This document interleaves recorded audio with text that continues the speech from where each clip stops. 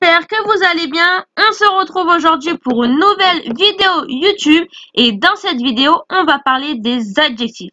Mais on ne va pas parler de simples adjectifs. Et oui, parce que dans cette vidéo, on va parler des adjectifs qui ont un impact, qui sont très forts.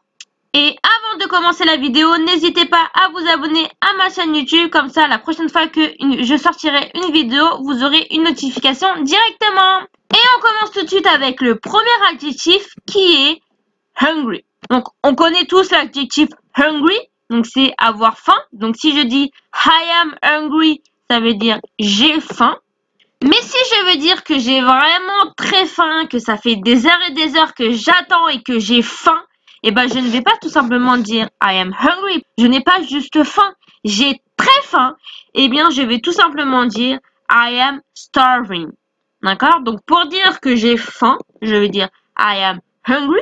Mais si je veux dire que j'ai très faim, au lieu de dire I am very hungry, je vais dire tout simplement I am starving. Donc, I am starving, ça veut dire que j'ai vraiment très faim et que si je ne mange pas tout de suite, je pourrais manger un humain. D'accord? Donc, on retient bien I am hungry et I am starving. Je ne veux pas voir des I am very hungry. D'accord? On n'est plus des débutants. On ne dit pas ça. Maintenant, vous connaissez l'adjectif starving. Donc, je veux que vous l'utilisez. Donc, si j'ai faim, je dis I am hungry. Si j'ai vraiment très faim, je vais dire I am starving. Deuxième adjectif qui est l'adjectif dirty, qui veut dire sale. Donc, her house is dirty. Sa maison est sale, mais si je veux dire que sa maison, elle est vraiment sale, à tel point qu'elle est sale que je ne peux pas rentrer chez elle, je vais dire her house is filthy. Donc, filthy est un adjectif qui veut dire exactement la même chose que dirty, mais qui est plus fort, d'accord? Donc, si on veut dire que sa maison, elle est sale, mais ça va, on va dire her house is dirty.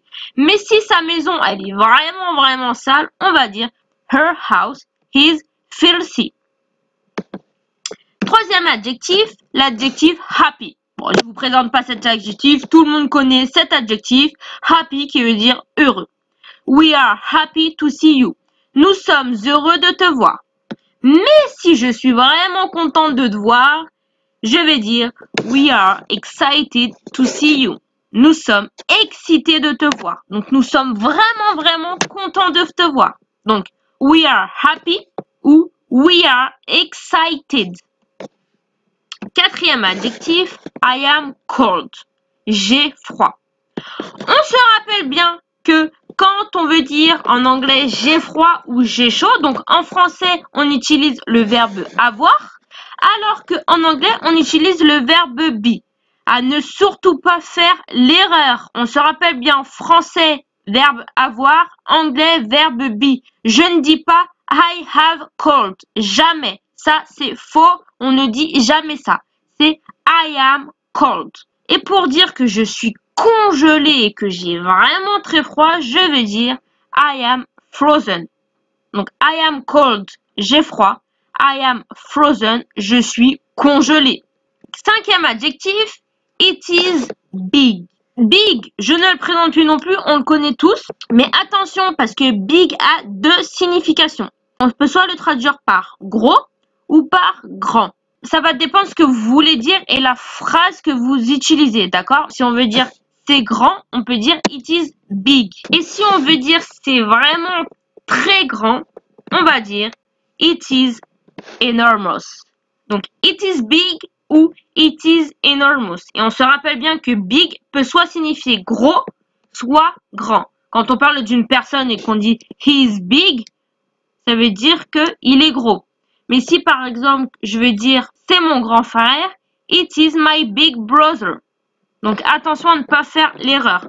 Ensuite, on a l'adjectif funny. Donc, funny qui signifie marrant. He is funny. Il est marrant.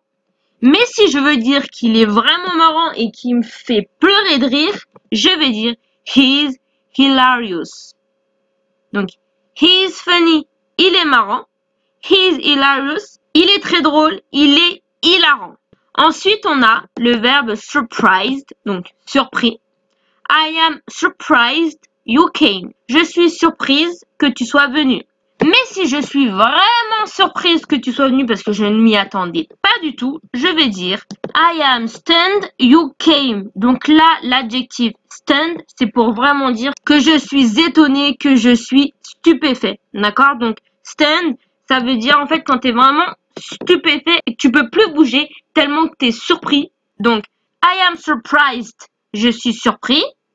I am stunned, je suis stupéfait, je suis étonné. Et pour finir, l'adjectif amazing, donc she is an amazing person, c'est une personne incroyable.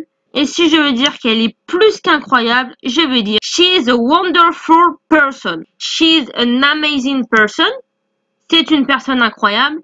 She is a wonderful person, c'est une personne incroyable, magnifique. Et voilà, c'est tout pour cette petite vidéo sur les adjectifs. J'espère que cette vidéo, elle vous a plu. Si vous avez des questions, n'hésitez pas à me les poser en commentaire. Je vous y répondrai. Si vous avez aimé la vidéo, n'hésitez pas à mettre un petit like. Ça me ferait énormément plaisir.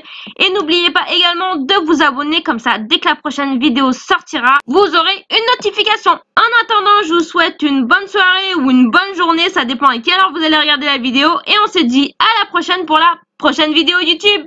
Ciao, ciao!